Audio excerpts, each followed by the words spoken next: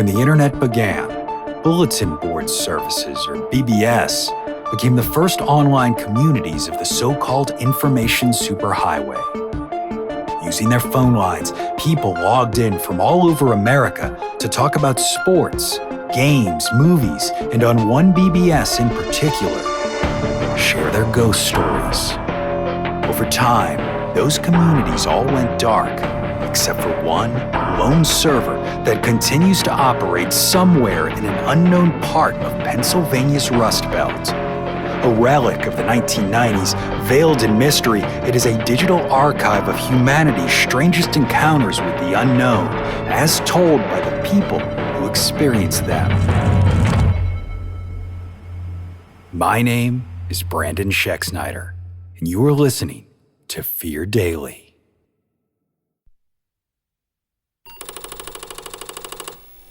Subject: Decommissioned. User: StayHome44. Posted April 11th, 2000.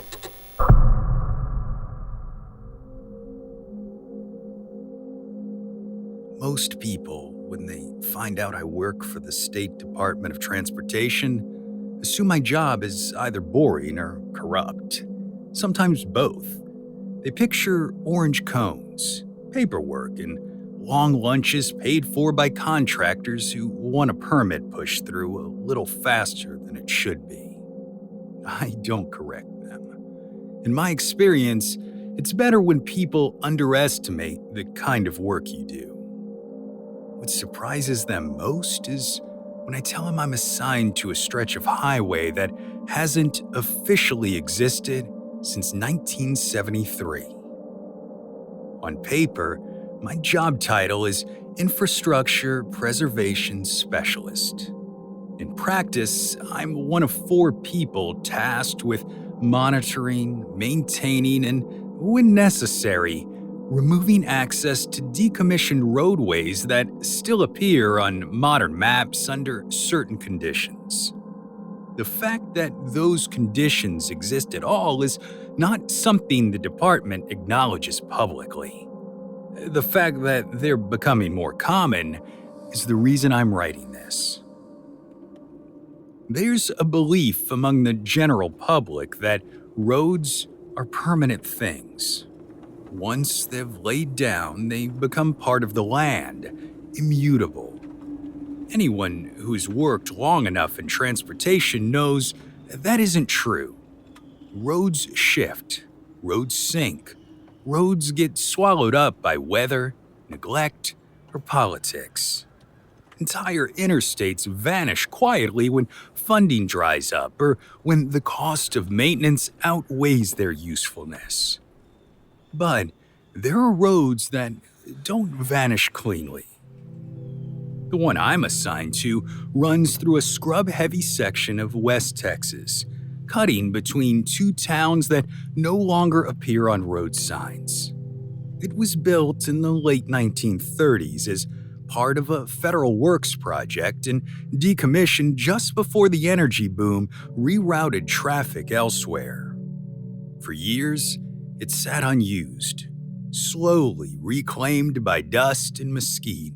Then, in the early 1980s, someone tried to drive it again. They were never found. At first, the disappearance was written off as a bad turn taken at night. That part of the state has no shortage of places to get lost, but when a second vehicle vanished under similar circumstances and a third several years later, the department quietly took notice. Old survey maps were pulled. Aerial photographs were reviewed. The road appeared intact on some images and completely absent on others taken only days apart. By the time I was brought in, the working theory was already in place. Roads like this one don't close, they thin. We call them soft roads. The term dates back to a civil engineer named Harold Klein, who first noticed the phenomenon while reviewing asphalt failure patterns in 1959. Klein's notes describe stretches of roadway that seem to lose cohesion, not structurally, but conceptually. Survey stakes would move without being touched. Mile markers would contradict one another. A driver could travel for 10 minutes and find themselves miles outside the expected area. Klein didn't live long enough to see his work taken seriously, though.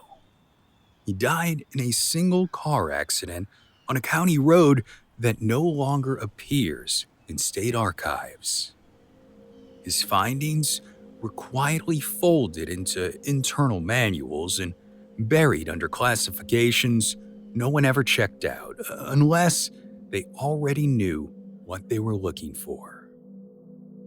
By the time I joined the department in the early 1990s, soft roads were a known problem, a contained one, or at least so we thought. The rule was simple: no traffic after dusk. Barriers erected at both ends, maps quietly corrected. Locals discouraged from using old routes with vague warnings about washouts and unstable ground. For decades, that was enough. The roads softened only at night, when unobserved, only when no one insisted on them. But that's no longer the case. The winters have been milder, storms shorter, visibility better. Satellite mapping is more aggressive, and drivers trust their GPS more than signage now, and GPS systems don't understand soft roads. They see a line and they follow it. The first incident I personally handled was a couple towing a small camper who ignored the barricade and followed the old highway anyway. Their truck was found 3 days later, parked neatly on the shoulder, engine cold, doors closed. The camper was still hitched. The keys were still in the ignition. There were no footprints around the vehicle despite recent rain. The road ahead of them extended for another quarter-mile before dissolving into scrub. Inside the truck, the radio was on, tuned to a station that hadn't broadcast since 1971. We disposed of the vehicle according to protocol. The camper was crushed. Personal effects were logged and destroyed. Officially, the couple never made it past the last functioning town. Unofficially, their names are etched into the underside of a concrete culvert near mile marker 14, along with the others. Soft roads don't kill people directly. That's the mistake amateurs make when they try to understand them. The road doesn't collapse. It doesn't open into a pit or swallow a car whole. It simply continues in a direction that no longer corresponds to reality. Drivers report the same sensations before they're lost. The pavement looks fine, but the sky feels wrong. The radio picks up voices it shouldn't. Distances stretch, turns repeat. Eventually, the road narrows until it feels like driving down a memory of highway rather than the thing itself. And those who keep going are never seen again. Those who turn around quickly enough sometimes make it back. They are the reason we know as much as we do. They talk about seeing exit signs for towns that burned down decades ago. They talk about headlights approaching from behind that never pass. They talk about feeling like the road wants them to commit one way or the other. The oldest soft road in the system predates the automobile. A colonial-era trail in Virginia that disappears from time to time, pulling hikers into forests that no longer exist.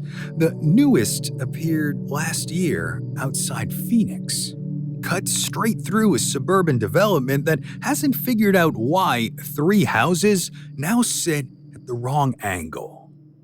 Roads, it turns out, remember being used, and the more we use them, the more they insist on being real.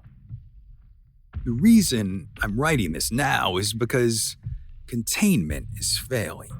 Not catastrophically, not yet, but measurably. Where we used to log one soft road incident every few years, we're now seeing several a season. Mapping software updates faster than we can correct them, budget cuts mean fewer physical barriers, and people trust technology more than they trust their eyes. Last month, I drove the West Texas route myself for the first time in over a decade. And that was against protocol, I know that, but there are limits to what you can understand from reports and satellite images. At some point, you have to see the thing you're trying to control. I went at noon. Clear sky, full tank of gas, radio off, and windows down. For the first mile, it was just a road. Cracked pavement, weeds pushing through seams, nothing unusual. For the second mile, the shoulder narrowed and my sense of distance began to slip. Landmarks didn't line up the way they should have. The horizon felt closer than it was supposed to be. At mile marker 12, I felt the pull. Not physical, conceptual. Like the road was offering me something. Continuity, certainty, the promise that if I kept driving, everything would make sense again. I turned around, and when I did, the mile marker read 14. I filed my report. I recommended increased funding, more aggressive closures, manual overrides on GPS databases, the usual things. They thanked me for my concern and told me resources were limited, so I'm writing this instead. If you find yourself driving down a road you don't remember choosing and your maps insist it's the fastest way home, do not trust them. Turn around while the pavement still feels solid. Do not assume the road knows where you want to go. Some roads don't lead anywhere anymore. They just want to be driven.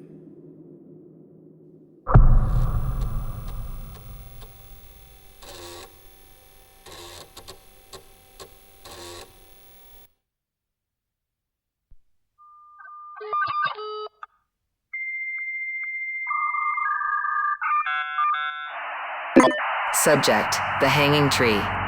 User: MySud12. Posted April 4th, 1998. There is something pure about turning soil with your bare hands. How it spreads and mixes, worming its way under your fingernails. It's like communion with the earth, a blessing for you and you alone. Because of this, I like to dig graves with my hands as often as possible. It completes the circuit between the beginning of the act, the moment their jugular blooms for me like a scarlet flower, and the end, when the remains return to the earth. I won't lie and pretend my reasons for killing are spiritual. I simply enjoy it. As some collect baseball cards or play squash, I pick up hitchhiking young men and see how far away from their proposed destination I can take them before they get suspicious. The answer is always farther than you think. Here at my house is largely where the killing happens. I enjoy the struggle, the look of surprise as they realize life is draining from them. They can't speak by this point, but the look in their eyes says everything. This can't be happening to me, can it? Death is an inevitability for all of us, and yet it still comes as a surprise to everyone who has died in my halls. Once the final spasms have passed, I drag their bodies into my kitchen where the chest freezer awaits. Should you ever find yourself in a situation where you must dispose of a body, know that dismemberment is easiest when they are frozen. A day in a properly set chest freezer should do the trick. Once my little friends are nice and cold, it's relatively easy work with a hacksaw to do what needs to be done. From there, I bag the pieces in burlap and hike them out to my special place, a clearing deep in the forest where no one ever goes. There, as I said, I bury them with my own 2 hands, cleaving the earth like a farmer to plant my wayward seeds. For whatever reason, the need which drives me has long been dormant in winter, leaving me the summer months to look for new friends along the highway. Then, this past year, everything changed. That compulsion and itch deep within me flared into life as I sat at my kitchen table, watching snow pile up outside. It didn't concern me. The muse strikes when it will, and to my surprise, there was no shortage of candidates with their thumbs out. Summer brings strangers, iterant fruit pickers, lost souls looking for somewhere to belong. Winter drives away everyone but locals, and the last thing I wanted was to draw attention. To be certain of anonymity, I extended my usual radius by a good 50 miles. My first new friend was only 19, a beautiful, pale, red-headed boy with a pedestrian name I can't be bothered to remember. He barely fought at all, like he'd been waiting his whole life for this moment to arrive. Even his frozen skin seemed to give way to the saw's teeth more easily than any of the others. The pieces went into a fresh sack, and I began my trek out into the woods. Not having harvested in the winter months before, I failed to account for the hardness of frozen ground. To my great annoyance, it wouldn't give way in the slightest, and I found myself unsure of what to do. I had never before walked a sack in and out of my special place, and the sheer unprecedented nature of the act upset me for reasons I can't explain. After some time, I came up with a compromise, scaling a tree at the clearing's edge and hanging the bag from its highest branch. I reasoned it would keep the contents safe from predators, what few might be about in winter. The urge returned again and again through December and into January. I harvested with an intensity that did nothing to quell the desire inside me. Each burst of arterial blood across the wall of my workshop was like fireworks, dazzling while leaving me wanting ever more. The collection of sacks in my special clearing grew until the topmost boughs of my hanging tree began to sag under their weight. I would stand there and marvel at its majesty, the way it creaked gently in the breeze. It felt significant, though exactly why, I couldn't say, at least not yet. It was Gregory who showed me the way. Gregory, whose sad face and hunched shoulders I spotted 100 feet away from the Holiday Station store where he was waiting for a ride. When I failed to go the direction I promised, it was as if the air had gone out of him. I thought it meant he was giving up, but I couldn't have been more wrong. Gregory fought me every step of the way, heavy punches landing against my ribs and face. One flattened my nose, immediately blackening my eyes. Almost blind and acting purely on instinct, I swung my heavy knife towards his head, feeling a satisfying thunk as it struck home.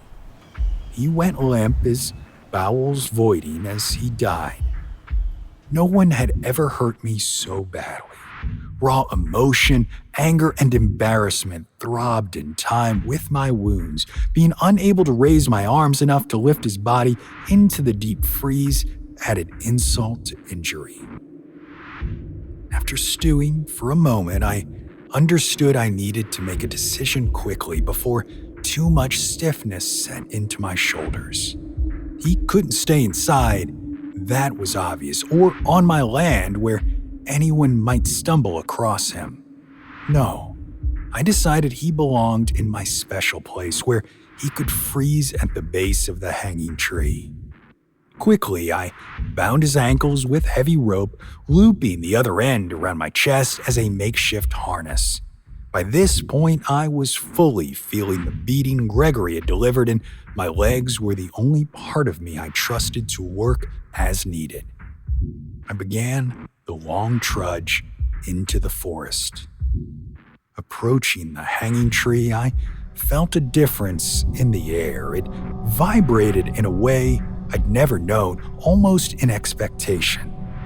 And then I saw it, the carrion god I hadn't known I'd been waiting for, high up in the tree, something that looked like a gorilla but with impossibly long arms was licking the red-stained burlap sacks with a prehensile tongue. I gasped, and it hurt me, letting out a guttural screech before scuttling down the tree like a spider. It skittered up on all fours, dwarfing me by several feet. The skin of its face was black, stretched tight over a skull so thick it may as well have been armored. It could have killed me with a single swipe of its thick arms, but instead, it sniffed and snuffled the air. I should have been frightened, but instead was exhilarated. It crab-walked in a semicircle, bulging eyes scanning up and down until it was at my rear, squealing in excitement. There was a tug on my harness. It wanted Gregory.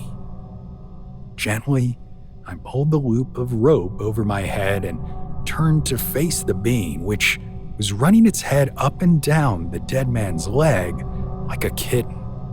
I slowly stepped back, gesturing toward the corpse like an offering.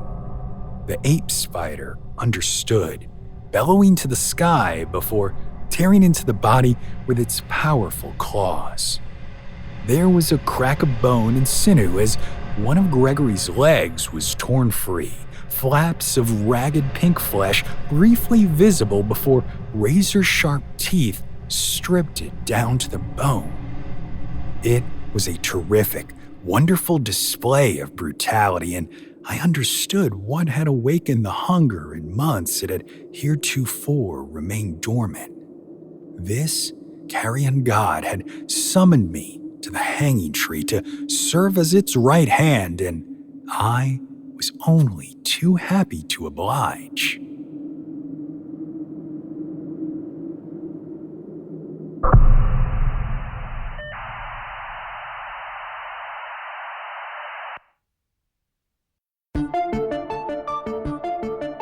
Fear Daily is an independent podcast hosted by Brandon Schexnayder and written by Brennan Storr, with Joanna Smith serving as the consulting editor, audio production by Rachel Boyd, and sound design by Southern Gothic Media.